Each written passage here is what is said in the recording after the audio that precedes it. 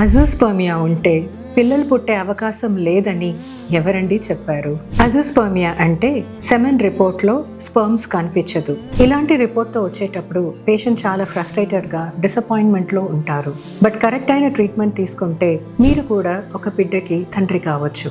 First of all దేనివల్ల azoospermia ఉందని మనం కనిపెట్టాలి. ఒకటి, బ్రెయిన్ నుంచి టెస్టిస్కు పోయే సిగ్నల్స్ సరిగా లేకుండా పోవచ్చు. టెస్టిస్లో ప్రొడ్యూస్ అయ్యే స్పర్మ్స్ బయట పోయే దారి బ్లాక్ అయి ఉండొచ్చు, లేదా టెస్టిస్లోనే సెమెన్ ప్రొడక్షన్ చాలా తక్కువ ఉండొచ్చు. కొన్ని hormone blood investigations and scans మూల్యంగా పేషెంట్ ఏ కేటగిరీలో వస్తారు అని ఫస్ట్ మనం కనిపెట్టాలి. ఒకవేళ బ్రెయిన్ నుంచి టెస్టిస్కు పోయే సిగ్నల్స్ తక్కువ ఉంటే అవి ఇంక్రీజ్ అవ్వడానికి మనం బయట నుంచి హార్మోన్ ఇంజెక్షన్స్ ఇవ్వచ్చు. ఈ ఇంజెక్షన్స్ 3 to 4 months తీసుకుంటే మన బాడీలో ఉన్న హార్మోన్ లెవెల్స్ ఇంప్రూవ్ అవ్వడం వల్ల స్పర్మ్ ప్రొడక్షన్ స్టార్ట్ అవుతుంది.